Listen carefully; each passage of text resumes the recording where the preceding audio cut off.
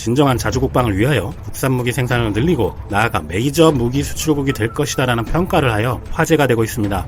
세계에서 가장 가난한 나라였던 우리 국군은 일본군이 남기고 간 피복류와 총기류를 사용하기도 했는데, 일본은 일본군 군복은 물론 승마용 장화, 군도, 일본의 26식 권총에 망토까지 착용해 이를 본 미군들이 태평양 전쟁에서 보던 일본군 유령이라고 기절초풍한 일도 있었다고 합니다. 믿기 어려운 얘기지만 군복이 없어서 미군이 노획한 독일 국가 기장이 달린 독일군 군복도 입었고, 나중에 지급된 광목천에 검정물을 들인 군복은 온몸에 검정물이 들고 제수복이나 동학농민군 스타일이었다고 합니다. 피복류가 이 정도인데 무기는 말할 것도 없었겠죠. 이랬던 한국이 자주국방을 위한 무기를 개발하고 무기 수출의 메이저 국가가 될 것이라는 외신 평가의 배경과 최근 소개된 한국의 세계에서 유망한 국산 무기는 어떤 것이 있는지 알아보겠습니다. 포린 팔러시는 지금까지 한국의 무기는 대부분 미국산이었으나 한국의 당국자들은 북한의 위협과 백억 간의 불확실한 태도에 맞서 자국 생산 무기를 늘리는 방향으로 가고 있으며, 여기에서 나아가 장기적으로는 이 무기들이 전 세계로 수출될 것이라는 트로이 대학의 핑크스톤 교수의 전망을 전합니다. 한국의 국방 예산은 매년 7%씩 증가할 것으로 계획되는데, 이는 방위비로 2020년부터 2024년까지 약 2,400억 달러, 우리 돈 260조에 달하며 이 중 850억 달러, 약 100조는 무기 개선에 사용될 것인데, 전문가들은 대부분의 무기를 수입했던 미국에 대해 한국이 불만을 가지고 있다는 것입니다. 우선은 미국의 방산업체들은 엄청난 비용 없이는 최신 기술을 공유하지 않고 있는 것이고, 그리고 트럼프 정부가 세계 각지의 미군 주둔에 대해 계속 주둔 비용 등의 문제를 제기하는 등 동맹국을 소홀히 대하고 있는 것입니다. 비슷한 사례로 쿠르드족은 국제 테러 조직 IS에 맞서 2014년 이후 미국의 동맹으로 활동해왔으나, 트럼프 대통령이 IS가 없어진 이후 시리아에서 미군을 철수시키자 쿠르드족을 반터키 세력이라고 생각하는 터키가 이 소식을 듣고 쿠르드족 소탕에 나섰었지요. 이런 것을 볼 때 한국은 자주국방에 대한 생각을 하지 않을 수 없다는 것입니다. 또한 연세대의 한국외교 전문가인 제프리 로버슨 교수는 보이스 오브 아메리카의 보고서에서 이러한 사례들은 미국의 방위비 분담에 대한 문제에서 과거의 신뢰관계는 아무런 의미가 없다라는 메시지를 한국에 전달하고 있는 것이라고 전합니다. 그리고 북한의 위협에 맞서 1970년대부터 자주국방으로 점진적으로 전환하는 한국은 군사기술에서 비슷한 규모의 나라들에 비해 확실히 경쟁력이 있다고 평가하며, 한국의 자주국방에는 경제적 목표도 포함되어 있다고 전합니다. 한국은 수출 비중이 높은 경제로 수출 잠재력이 큰 산업을 찾고 있는데, 북한의 위협뿐만 아니라 중국, 일본의 군비 증강, 러시아, 중국 군용기의 카리드 침범 등이 빈발해지는 시점에서 방위산업은 관심 있는 산업이 될 수밖에 없다고 전하며 논평을 마칩니다. 그러면 한국의 무기 수출 현황은 어떨까요? 일반적으로 우리가 하고 있는 오해는 우리는 무기를 수입만 하고 세계 무기 시장에서 휘둘린다는 생각들이 있는데, 우리는 나라 규모에 비하면 무기를 꽤 많이 수출하는 국가입니다. 2013년부터 2017년 누적으로 5년간 무기 수입은 13위, 세계 수입량의 2.2%를 차지하고 있고, 수출은 12위, 1.2%의 점유율을 차지하고 있습니다. 우리가 국방비를 상당히 많이 쓸 수밖에 없는 상황이기 때문에 아직은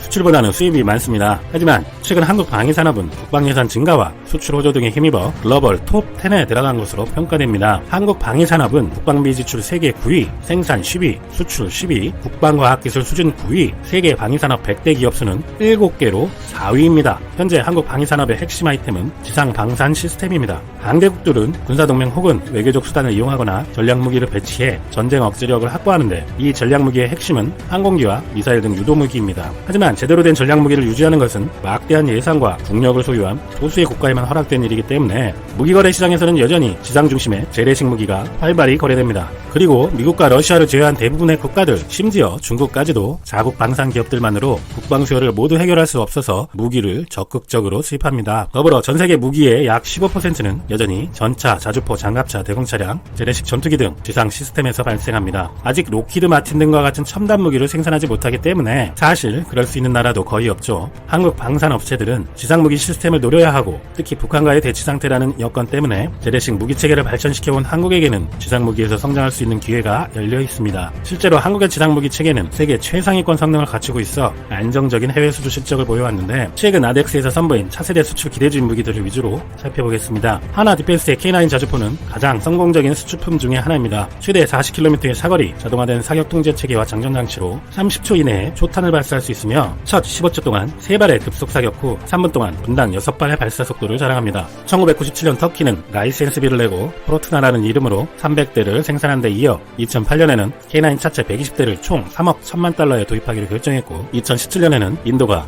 러시아산 무스타를 제치고 기술로 100대를 6억 4,600만 달러에 수입하기로 결정했으며 추가 도입 가능성도 큽니다. 또 같은 해 핀란드가 48대, 에스토니아가 12대의 중고 K9을, 노르웨이도 K9 자주포 24대와 K10 탄야구만차 6대를 도입하기로 했으며 이집트와 호주, 아랍에미리트, 사우디아라비아, 루마니아, 영국 등도 도입을 검토 중입니다. K9은 가격 경쟁력이 우수한데 K9과 K10 탄야구만차까지 세트로 60억 원대인데 반하여 경쟁하고 있는 독일산 자주포인 펜저 하우비츠 2000은 180억 원대에 달합니다. 그런데 성능에서는 독일산 펜저 하우비츠 2000은 사거리와 발사속도, 탄약 적재량 등에서 K9보다 근소하게 낮다는 평가를 듣지만 가격은 2배가 넘고 연평도 포격 사태 당시 적포탄이 떨어지는 상황에서 빠른 대응 사격에 성공한 것으로 실전 경합이 큰 관심을 끈 것이 이후 해외 판매로 이어졌습니다. 그리고 대량 생산에 따른 유지 보수가 뛰어납니다. 펜저 하우비츠 2000은 생산량은 300대에 불과하지만 K9은 1500여 대가 배치됐고 앞으로도 늘어날 전망으로 부품과 유지 보수, 업그레이드에 유리합니다. 실제로 2016년 노르웨이에서 벌어진 필드 테스트에서 펜저 하우비츠 2000은 참가한 2대가 모두 고장으로 중도 탈락한 반면 한 대만 참가한 K9은 너끈히 시험을 통과했습니다.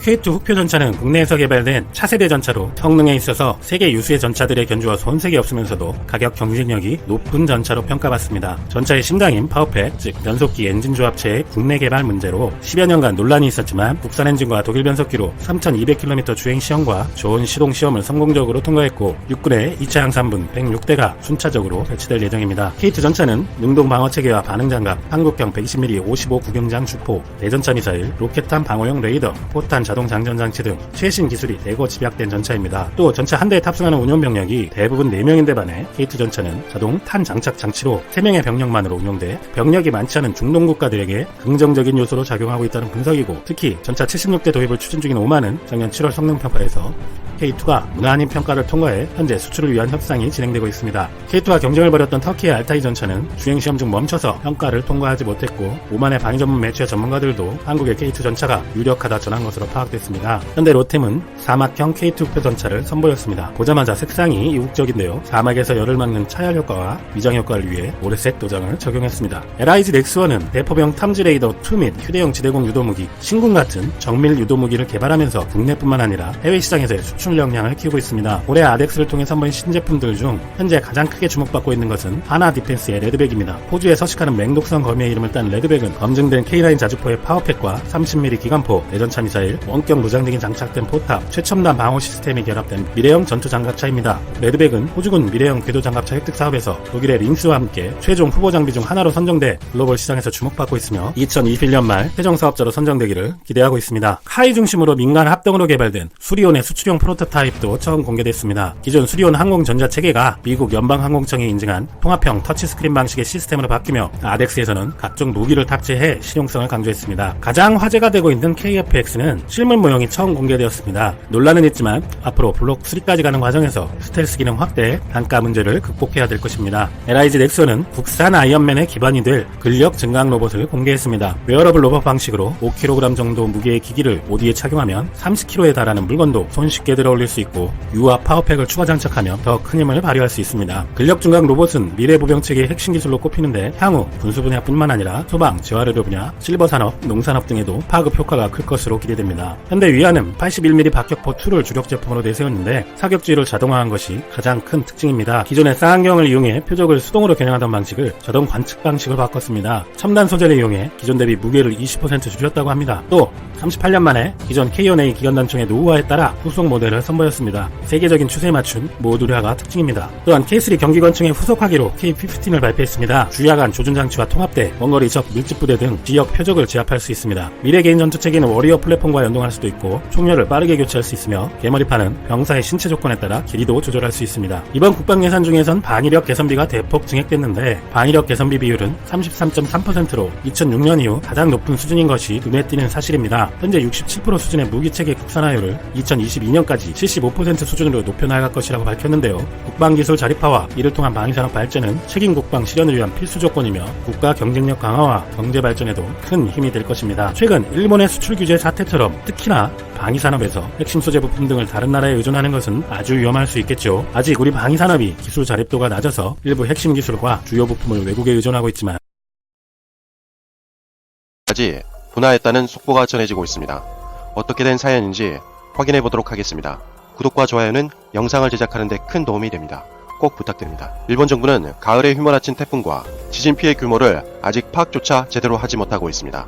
너무 큰 피해 때문이기도 하지만 일본 정부에서 재난 대응에 재빠른 대책을 세우지 못하고 있기 때문이라는 소식도 들리고 있기 때문에 재난 대응에 대한 일본 여론이 연일 악화되고 있다고 합니다. 사실 이것만 해도 일본 정부에서 골치가 아플 지경인데 이제는 화산까지 분화해서 일본 정부에서 당황하고 있다는 소식입니다.